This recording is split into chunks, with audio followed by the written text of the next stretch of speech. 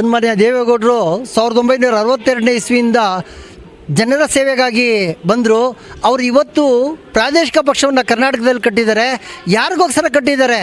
ಅವರು ಮನೆಯಲ್ಲಿ ಬಡತನ, ಅವರಿಗೆ ಏನು ಬಡತನವನ್ನು ನೋಡಿದ್ರು ಅದನ್ನು ಕರ್ನಾಟಕದ ಜನ ಕಾಣಬಾರ್ದು, ಒಳ್ಳೆಯದಾಗಬೇಕು ಅನ್ನೋದಕ್ಕೋಸ್ಕರ JDS ಪಕ್ಷವನ್ನು ಹಗಲು ರಾತ್ರಿ ಕಟ್ಟಿ ಬೆಳೆಸಿದ್ದಾರೆ. ದಯಮಾಡಿ ಕರ್ನಾಟಕ ಜನಕ್ಕೆ ನಾನು ಹೇಳೋದಿಷ್ಟೇ, ಕೈ ಮುಗಿದು ಹೇಳೋದಿಷ್ಟೇ, ನಮ್ಮ JDS ಪಕ್ಷಕ್ಕೆ ರೈತರಿಗೆ, ಬಡವರಿಗೆ, ಕಾರ್ಮಿಕರಿಗೆ ಸಹಾಯ ಮಾಡುವಂಥ ಪಕ್ಷ. ಅದಕ್ಕೆ ನೀವು ಓಟ್ ಕೊಡಿ, ದಯಮಾಡಿ ಇದಕ್ಕೆ ಓಟ್ ಕೊಡಿ.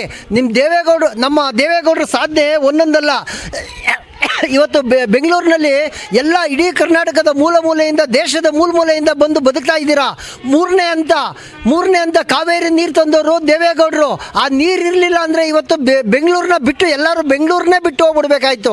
ಮೂರನೇ ಹಂತ ದೇವೇಗೌಡರು ಕಾವೇರಿ ನೀರೇನಾರು ತಂದಿಲ್ಲ ಅಂದರೆ ಬೆಂಗಳೂರನ್ನೇ ಬಿಟ್ಟು ಹೋಗ್ಬೇಕಾಯ್ತು.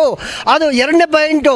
ನಿಮ್ಗೆ ಗೊತ್ತಿರಬೇಕು, ಏಕಾತ ಇವತ್ತೇನೋ ಸರ್ಕಾರ ಏಕಾತ ಮಾಡಿ 5 ಲಕ್ಷ 6 ಲಕ್ಷ ದುಡ್ಡು ಕೊಡಿ ಅಂತ ಕೇಳ್ತಾವ್ರಲ್ಲ, ಬರೀ 10,000 ರೂಪಾಯಿನ ಕಟ್ಟಿಸ್ಕೊಂಡು ಏಕಾತ 5,000 ರೂಪಾಯಿನ ಕಟ್ಟಿಸ್ಕೊಳ್ಳೋದು, 10,000 ರೂಪಾಯಿನ ಕಟ್ಟಿಸ್ಕೊಂಡು ಏಕಾತ ಕೊಟ್ಟಂಥದ್ದು ಸನ್ಮಾನ್ಯ ದೇವೇಗೌಡರು. ಅವರು ಮುಖ್ಯಮಂತ್ರಿ ಆಗಿದ್ರಲ್ಲ 1994ನೇ ಇಸ್ವಿ, ಅವಾಗ ಏಕಾತ ಬಿಟ್ಟಿದ್ದು ಸನ್ಮಾನ್ಯ ದೇವೇಗೌಡರು ಮುಖ್ಯಮಂತ್ರಿ ಆಗಿದ್ದಾಗ. ಇದನ್ನ ಬೆಂಗಳೂರು ಜನ ಮರಿಬಾರ್ದು. ಮತ್ತು ಭದ್ರಾವತಿ ಕಾರ್ಖಾನೆನ ಓಪನ್ ಮಾಡಿದ್ರು. ಎಂದಕ್ಕೋಸ್ಕರ ಅಲ್ಲಿ ಕನ್ನಡಿಗರು ಬೇರೆಯವರು ಬೇರೆ ರಾಜ್ಯಗಳ ಪಾಲಾಗುತ್ತೆ ಅಂತ ಹೇಳ್ಬಿಟ್ಟು ಭದ್ರಾವತಿಗೆ 500 ಕೋಟಿ ರೂಪಾಯಿ ಹಣನ ಕೊಟ್ಟು ಅವತ್ತಿನ ಕಾಲದಲ್ಲೇ ಅದನ್ನು ಮತ್ತೆ ಓಪನ್ ಮಾಡಿಸಿದ್ರು. ಇಂತಹ ಒಂದು ಒಳ್ಳೊಳ್ಳೆ ಕಾರ್ಯಗಳನ್ನು ಮಾಡ್ತಾರೆ ದೇವೇಗೌಡರು. ಹಾಗಾಗಿ ನೀವು ಇವತ್ತು ಯಾವುದೇ ಸ್ಥಾನದಲ್ಲಿ ಹೆಣ್ಮಕ್ಳು ಯಾವುದೇ ಒಂದು ಕರ್ನಾಟಕದ ಯಾವುದೇ ಸರ್ಕಾರಿ ಕೆಲಸಕ್ಕೆ ಹೋದರೆ ಅಲ್ಲಿ ಕೆಲಸ ಸಿಗ್ತಾ ಇದೆ. ಯಾರು ಮಾಡಿದ್ದು? 33% ಸನ್ಮಾನ್ಯ ದೇವೇಗೌಡರು ಪ್ರಧಾನಮಂತ್ರಿ ಆಗಿದ್ದಾಗ 1996 ಮತ್ತು 97ನೇ ಇಸ್ವಿ ಅವರೇನು ಪ್ರಧಾನಮಂತ್ರಿಗಳಾಗಿದ್ದರು, ಅವಾಗ ಹೆಣ್ಣು ಮಕ್ಕಳಿಗೆ ಮೀಸಲಾತಿ ಸನ್ಮಾನ್ಯ ಮೀಸಲಾತಿ ಕೊಟ್ಟಿದ್ದನ್ನು ದಯಮಾಡಿ ಎಲ್ಲ ಹೆಣ್ಮಕ್ಳು ಅರ್ಥ ಮಾಡ್ಕೋಬೇಕು. ಇವತ್ತು ಆ ಕುಟುಂಬ ಮನೆಗಳಲ್ಲಿ ಊಟ ಮಾಡ್ತಾ ಇದ್ದೀರಾ, ಸಂತೋಷವಾಗಿ ಬದುಕ್ತಾ ಇದ್ದೀರಾ ಅಂತ ಹೇಳಿದ್ರೆ ಅದಕ್ಕೆ ದೇವೇಗೌಡರು ಕಾರಣ, ಸನ್ಮಾನ್ಯ ದೇವೇಗೌಡರು ಕಾರಣ. ಹಾಗಾಗಿ ಆ ಪಕ್ಷದ ಏಳಿಗೆಯನ್ನು, ಆ ಪಕ್ಷದ ಶಕ್ತಿಯನ್ನು ತುಂಬಬೇಕಾಗಿದ್ದು ಈ ಕರ್ನಾಟಕದ ಜನ. ಅವರ ಮಗ HD ಕುಮಾರಸ್ವಾಮಿಯವರು ಬಹಳ ನಿಮಗೆಲ್ಲ ಗೊತ್ತು. ಇವತ್ತು ಕರ್ನಾಟಕ ನಗ್ತಾ ಇದೆ, ಕರ್ನಾಟಕದ ಪ್ರತಿಯೊಂದು ಮನೆಯ ಕುಟುಂಬ ನಗ್ತಾ ಇದೆ ಅಂತ ಹೇಳಿದ್ರೆ ಸರಾಯಿ ನಿಷೇಧ. ಬರೇ 3 ರೂಪಾಯಿಗೆ ಒಂದು ಪ್ಯಾಕೆಟ್ನ ಹೊಡೆದ್ಬಿಟ್ಟು 3 ರೂಪಾಯಿ 9 ರೂಪಾಯಿಗೆ 3 ಪ್ಯಾಕೆಟ್ನ ತೊಗೊಂಡು ಒಬ್ಬ ರೈತ ಜನ ಅಥವಾ ಬೇರೆ ಜನಗಳೆಲ್ಲ ತೊಗೊಂಡು ಬೆಳಗ್ಗೆನೇ ಕುಡಿದ್ಬಿಟ್ಟು ಕೆಲಸ ಕಾರ್ಯ ಮಾಡದೆ ನಿದ್ದೆ ಮಾಡ್ತಾ ಇದ್ರು. 3 ಪ್ಯಾಕೆಟ್ 9 ರೂಪಾಯಿ 3 ರೂಪಾಯಿ 3 ಪ್ಯಾಕೆಟ್ ತೊಗೊಂಡು ಕುಡಿದ್ಬಿಟ್ಟು ನಿದ್ದೆ ಮಾಡ್ದೇನೆ ಹಂಗೆ ಮಲ್ಕೊಂಡ್ಬಿಡ್ತಿದ್ರು. ಯಾರು ಕೆಲಸ ಮಾಡ್ತಾ ಇರಲಿಲ್ಲ. ಮತ್ತು ಲಾಟ್ರಿ ನಿಷೇಧ, ಬೆಳಗ್ಗೆಯಿಂದ ರಾತ್ರಿವರೆಗೂ ಲಾಟ್ರಿ ಆಡ್ತಾ ಇದ್ರು. ಅದನ್ನು ನಿಷೇಧ ಮಾಡಿದ್ದು ಯಾರು? ದೇವೇಗೌಡರ ಮಗ ಕುಮಾರಸ್ವಾಮಿಯವರು. ಈ ಕೊಡುಗೆ ನೀವು ಯಾಕೆ ನೆನ್ಕೊಳ್ಳಲ್ಲ? ಇದೇ ಸಾಕು ನಿಮ್ಮ ಮನೆ ಉದ್ಧಾರ ಆಗೋದಕ್ಕೆ, ನಿಮ್ಮ ಮಕ್ಕಳು ಇವತ್ತು ವಿದ್ಯಾವಂತರು ಆಗೋದಕ್ಕೆ.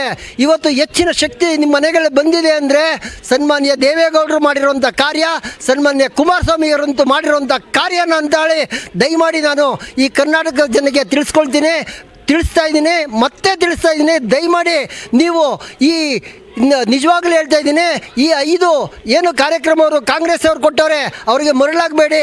ಕುಮಾರಸ್ವಾಮಿಯವರು ಇವತ್ತು ಮುಖ್ಯಮಂತ್ರಿ ಆದರೆ ಕರ್ನಾಟಕದಲ್ಲಿ ನೀವೆಲ್ಲ ಓಟ್ ಕೊಟ್ಟು ಮುಖ್ಯಮಂತ್ರಿ ಮಾಡಿದ್ರೆ ಇಡೀ ಕರ್ನಾಟಕದ ಎಷ್ಟು ಇಂಗ್ಲೀಷ್ ಶಾಲೆ ಇದೆ ಅಲ್ಲಿ ಬಡವ್ರ ಮಕ್ಕಳನ್ನ ಕಲಿಸಿ ಸರ್ಕಾರದಿಂದನೇ ಇಂಗ್ಲೀಷು ಶಾಲೆಗಳಿಗೆ ಬಡ ಮಕ್ಕಳಿಗೆ ಶಿಕ್ಷಣಕ್ಕೆ ಅಂತಲೇ ಹಣನ ಕೊಟ್ಟು ಅವ್ರನ್ನ ಓದಿಸಿ ನಮ್ಮ ಕರ್ನಾಟಕದ ಕರ್ನಾಟಕದ ಮಕ್ಕಳು ಇಡೀ ದೇಶದಲ್ಲಿ ಬುದ್ಧಿವಂತರ ಮಕ್ಕಳು ಅನ್ನೋ ಥರ ಸನ್ಮಾನ್ಯ ಕುಮಾರಸ್ವಾಮಿಯವರು ಮಾಡ್ತಾರೆ.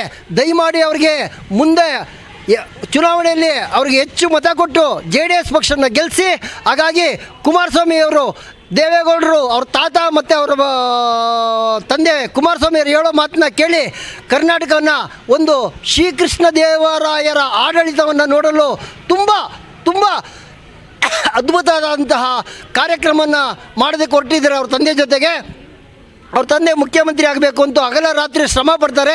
ಆ ನಿಖಿಲ್ ಕುಮಾರಸ್ವಾಮಿ ಅವರಿಗೆ ಕರ್ನಾಟಕದ ಜನ ಹೆಚ್ಚು ಪ್ರೋತ್ಸಾಹ ಕೊಟ್ಟು ಒಗ್ಗಟ್ಟಿನಿಂದ ಪಕ್ಷವನ್ನು ಕಟ್ಟಿ ಕುಮಾರಸ್ವಾಮಿ ಅವರನ್ನ ಮತ್ತೆ ಮುಖ್ಯಮಂತ್ರಿ ಮಾಡಬೇಕು.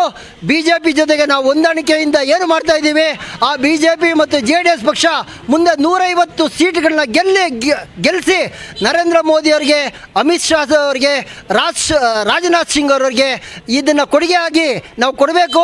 ಆ ಕರ್ನಾಟಕದ ಜನ ಇದನ್ನು ಕೊಡುಗೆಯಾಗಿ ಕೊಡಬೇಕು. ಆವಾಗಲೇ ನಮ್ಮ ಕರ್ನಾಟಕ ಇಡೀ ದೇಶದಲ್ಲಿ ಇವತ್ತಿಗೂ ನಮ್ಮ ದೇಶದಲ್ಲಿ ಸಂಪತ್ತು ಭರಿತ ರಾಜ್ಯ ಅಂದರೆ ಸಂಪತ್ತು ಭರಿತ ರಾಜ್ಯ ನಮ್ಮ ಕರ್ನಾಟಕ. ಅದಕ್ಕೆ ಸನ್ಮಾನ್ಯ ದೇವೇಗೌಡರು ಹೋರಾಟಗಾರ ಕಾರಣ. ದೇವೇಗೌಡರು ಯಾರು ಲೂಟಿ ಮಾಡ್ತಾಯಿದ್ರು ಈ ಕರ್ನಾಟಕವನ್ನು, ಯಾರು ಲೂಟಿಕೋರರಿದ್ದರು ಅವ್ರನ್ನ ಸದೆ ಬರೆದು ಅವ್ರ ಬಗ್ಗೆ ಗಲಾಟೆ ಮಾಡಿ ಸಂಸತ್ನಲ್ಲಿ ಗಲಾಟೆ ಮಾಡೋದು, ಮತ್ತು ಇದರಲ್ಲಿ ಪ್ರತಿಯೊಂದು ಮುಖ್ಯಮಂತ್ರಿ ಆಗಿದ್ದಾಗ ಅವ್ರಿಗೆಲ್ಲ ಶಿಕ್ಷೆ ಕೊಡುವಂಥ ಕಾರ್ಯಕ್ರಮ ಮಾಡಿಕೊಂಡ್ರು. ಅದನ್ನೇ ಕುಮಾರಸ್ವಾಮಿಯವರು ಮಾಡೋದ್ರಿಂದ ಇವತ್ತು ನಮ್ಮ ಕರ್ನಾಟಕ ಇಡೀ ದೇಶದಲ್ಲಿ ನಂಬರ್ 1 ಸಂಪತ್ತು, ಇಡೀ ಸಂಪತ್ತು 5 ಲಕ್ಷ ಕೋಟಿ ಪ್ರತಿ ವರ್ಷ ತೆರಿಗೆ ಬರುತ್ತೆ. ಇದನ್ನು ಸುಮ್ಮನೆ ಕಾಂಗ್ರೆಸ್ ಪಕ್ಷದವರು 5 ಗ್ಯಾರಂಟಿ ಕೊಟ್ಬಿಟ್ಟು ದುಡ್ಡನ್ನು ಹಾಳು ಮಾಡ್ತಾ ಇದ್ದಾರೆ. ನಿಮ್ಮ ಮಕ್ಕಳ ವಿದ್ಯಾಭ್ಯಾಸಕ್ಕೆ ಕುಮಾರಸ್ವಾಮಿ ಅವರು ಉಪಯೋಗಿಸ್ತಾರೆ ಇದೇ ದುಡ್ಡು ನಿಮ್ಮ ಮಕ್ಕಳ ವಿದ್ಯಾಭ್ಯಾಸಕ್ಕೆ, ರೈತರಿಗೆ, ಕಾರ್ಮಿಕರಿಗೆ ಉಪಯೋಗಿಸ್ತಾರೆ. ಇಡೀ ಪ್ರಪಂಚ ನಮ್ಮ ಕರ್ನಾಟಕನ ಮಾತಾಡಬೇಕು. ಕರ್ನಾಟಕ ಅಂದರೆ ಇಡೀ ಪ್ರಪಂಚದಲ್ಲಿ ಗೊತ್ತಾಗಬೇಕು. ಆ ರೀತಿ ಕುಮಾರಸ್ವಾಮಿ ಅವರು ಮುಖ್ಯಮಂತ್ರಿಯಾಗಿ ಮಾಡಿ ತೋರಿಸ್ತಾರೆ. ಅವ್ರಿಗೆಲ್ಲ ನೀವು ಮತ ಕೊಟ್ಟರೆ ಕುಮಾರಸ್ವಾಮಿ ಅವರು ಇಂಥ ಕೆಲಸನ ಮಾಡ್ತಾರೆ. ನಿಮ್ಮ ಮಕ್ಕಳೆಲ್ಲ ವಿದ್ಯಾವಂತರಾಗ್ತಾರೆ. ದಯಮಾಡಿ ಎಲ್ಲರೂ ಈ ಒಂದು ಕೆಲಸನ ಇದೊಂದು ನಡೆಸ್ಕೊಡ್ಬೇಕಂತ ಕೈ ಮುಗಿದು ಕೇಳಿಸ್ಕೊತೀನಿ. ನಮಸ್ಕಾರ. HD ಕುಮಾರಸ್ವಾಮಿ ಅಭಿಮಾನಿ ಸಂಘದ ಅಧ್ಯಕ್ಷರು ವೆಂಕಟೇಶ್ ಕಿಲ್ಲಾರ. ಇದೊಂದು ಸಾಧನೆ. ಇದು ಬಡತನದಿಂದ ಬಂದಂಥ ಒಬ್ಬ ವ್ಯಕ್ತಿ ಸನ್ಮಾನ್ಯ ದೇವೇಗೌಡರು ಇಷ್ಟು ಒಂದು ರಾಜ್ಯದಲ್ಲಿ ಪಕ್ಷವನ್ನು ದೊಡ್ಡ ಮಟ್ಟದಲ್ಲಿ ಕಲಿಸಿ ಅವರು ರಾಜ್ಯದ ಮುಖ್ಯಮಂತ್ರಿಯಾಗಿ, ಪ್ರಧಾನಮಂತ್ರಿಗಳಾಗಿ ಈ ಪಕ್ಷವನ್ನು ತೊಗೊಂಡೋದ್ರಲ್ಲ, ಅದು ಆ ಸಾಧನೆನ ದೇಶದ ಯಾವ ವ್ಯಕ್ತಿಯೂ ಮಾಡೋಕ್ಕಾಗಲ್ಲ. ಅಂಥ ಅದ್ಭುತವಾದಂಥ ಸಾಧನೆ ಮಾಡಿದ್ದಾರೆ. ಇವತ್ತು 93 ವರ್ಷ ಆದ್ರೂ ದೇವೇಗೌಡರು ಪಕ್ಷಕ್ಕೋಸ್ಕರ, ಜನರ ಸೇವೆಗೋಸ್ಕರ ಸದಾ ಅವ್ರ ಮನೆ ಬಾಗಿಲು ತೆಗೆದು ಕೆಲಸ ಮಾಡ್ತಾ ಇದ್ದಾರೆ. ಹಾಗಾಗಿ ನಾನು ಕೇಳ್ಕೊಳ್ಳೋದಿಷ್ಟೇ, ಇಂತಹ ಒಬ್ಬ ಪುಣ್ಯಾತ್ಮನಿಗೆ 108 ವರ್ಷ ಆಯುಸ್ಸು ಕೊಡಲಿ. ಅವರಿಗೆ ಗಂಡ ಹೆಂಡತಿಯವರಿಗೆ, ಸನ್ಮಾನ್ಯ ದೇವೇಗೌಡರಿಗೆ, ಚೆನ್ನಮ್ಮ ಅವರಿಗೆ 108 ವರ್ಷ ಆಯುಸ್ ಕೊಡಲಿ ಅಂತ ಕೇಳ್ಕೊಳ್ತೀನಿ. ಹಾಗಾಗಿ ಈ ಕರ್ನಾಟಕದಲ್ಲಿ ಒಂದು ಅದ್ಭುತವಾದಂತಹ ರಾಮರಾಜ್ಯ ಸ್ಥಾಪನೆ ಆಗೋದಕ್ಕೆ ನೀವೆಲ್ಲರೂ ಕರ್ನಾಟಕದ 7.5 ಕೋಟಿ ಜನನು ಸಾಕ್ಷಿಯಾಗಿ ನಿಲ್ಲಬೇಕು. ಮತ ಹಾಕೋದ್ರ ಮುಖಾಂತರ ನಾನು ಕುಮಾರಸ್ವಾಮಿ ಅವರನ್ನ ಮುಖ್ಯಮಂತ್ರಿ ಮಾಡಿ ಅಂತ ಕೇಳ್ಕೊಳ್ತೀನಿ. ಜೈ ಹಿಂದ್, ಜೈ ಕರ್ನಾಟಕ, ಜೈ ಭಾರತ್.